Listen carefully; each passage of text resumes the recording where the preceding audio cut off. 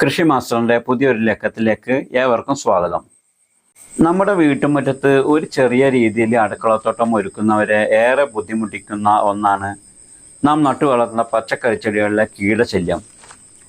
ഒന്ന് രണ്ട് മുളക് തൈകൾ നട്ടു കഴിഞ്ഞാൽ തെറ്റില്ലാതെ വളർന്ന് പൂവിടാറാകുമ്പോഴായിരിക്കും വെള്ളീച്ച, മുഞ്ഞ, കുരുടിപ്പ് എന്നീ രോഗങ്ങൾ വന്ന് ഇലയാകെ ചുരുണ്ടുകൂടി ചെടിയാകെ നശിച്ചു പോകുന്ന അവസ്ഥ. അതോടുകൂടി തന്നെ നമ്മൾ പച്ചക്കറി തൈകൾ നടുന്ന പരിപാടിയെ അങ്ങ് നിർത്തിക്കളയും. ഇത് മുളകിനെ മാത്രമല്ല ബാധിക്കുന്നത്, പയർ ചെടിയായാലും തക്കാളി ആയാലും വഴുതിന ആയാലും എല്ലാത്തിനും ഇത് ബാധിക്കാറുണ്ട്. ചെടികളുടെ ഇലകളുടെ മുകൾ വശത്ത് നോക്കുമ്പോൾ യാതൊരു കീടശല്യവും കാണാറില്ല. എന്നാലോ ഇത്തരം കീടങ്ങളൊക്കെ ഇലയുടെ അടിവശത്താണ് പറ്റിപ്പിടിച്ച് ചെടിയുടെ നീരൂറ്റി കുടിച്ച് ചെടിയാകെ നശിപ്പിച്ച് കളയുന്നത്. ഇത്തരം കീടങ്ങളുടെ ആക്രമണം തുടക്കത്തിൽ തന്നെ നമുക്ക് മനസ്സിലാക്കാൻ കഴിഞ്ഞാൽ വേപ്പെണ്ണ, ആവണക്കെണ്ണ, സോപ്പ് ലായനി ഇവ ഉപയോഗിച്ച് ജൈവ കീടനാശിനി ഉണ്ടാക്കി പ്രയോഗിക്കാവുന്നതാണ്. രോഗത്തിൻ്റെ പ്രാരംഭഘട്ടത്തിലൊക്കെ ആണെങ്കിൽ നമുക്ക് കീടങ്ങളെ നശിപ്പിച്ച് ചെടിയെ രക്ഷിച്ചെടുക്കാൻ പറ്റും. ആഴ്ചയിൽ 2 തവണയൊക്കെ ഈ കീടനാശിനി ഇലയുടെ അടിയിലും മുകളിലുമൊക്കെ നല്ല പോലെ സ്പ്രേ ചെയ്ത് കൊടുത്താൽ കീടങ്ങളെ തുടക്കത്തിലൊക്കെ ആണെങ്കിൽ നമുക്ക് മാറ്റിയെടുക്കാൻ പറ്റും. അതുപോലെ തന്നെ നാം നനക്കുന്ന സമയത്ത് ഇലകളിലേക്ക് ശക്തിയായി വെള്ളം സ്പ്രേ ചെയ്ത് കൊടുത്താലും കുറേ കീടങ്ങളൊക്കെ നശിച്ചു പോകും.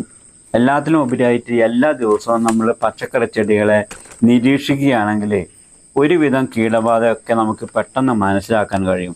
അപ്പോൾ എങ്ങനെയാണ് ഈ ഒരു കീടനാശിനി തയ്യാറാക്കുന്നതെന്ന് നോക്കാം. ഞാനിവിടെ 1 ലിറ്റർ വെള്ളത്തിലേക്കുള്ള അളവിലാണ് ജൈവ കീടനാശിനി തയ്യാറാക്കുന്നത്.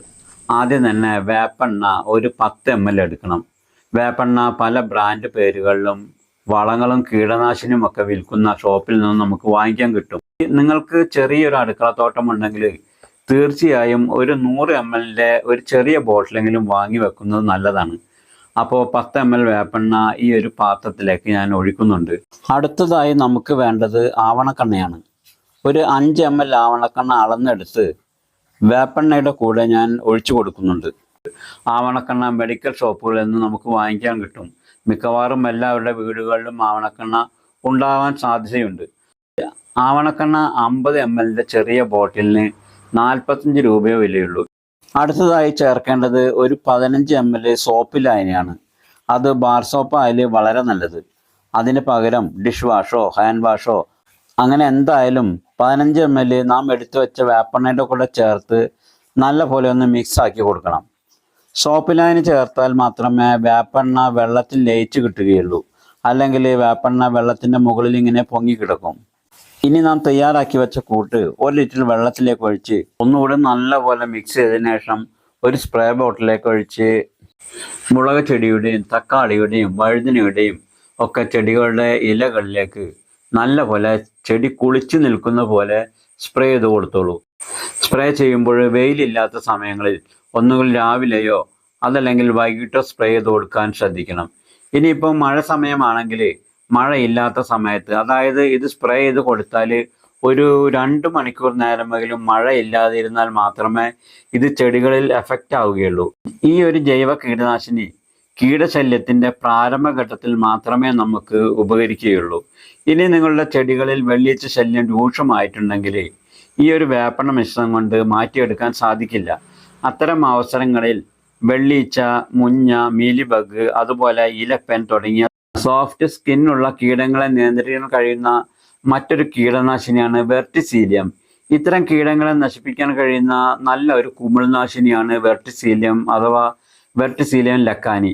ഇത് ലിക്വിഡ് രൂപത്തിലും പൗഡർ രൂപത്തിലും നമുക്ക് വളങ്ങൾ വിൽക്കുന്ന കടയിൽ നിന്നും നമുക്ക് വാങ്ങിക്കാൻ കിട്ടും. ഇതിനും അധിക വിലയൊന്നുമില്ല. 100 ml ബോട്ടിലിന് 45 രൂപയേ വരുന്നുള്ളൂ.